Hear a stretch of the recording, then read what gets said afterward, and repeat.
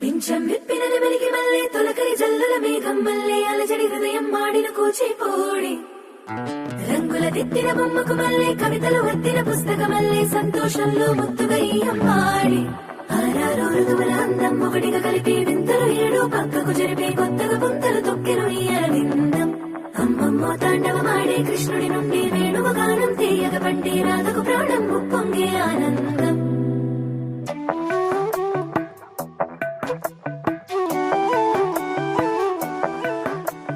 మధురము కదా ప్రతొక నడక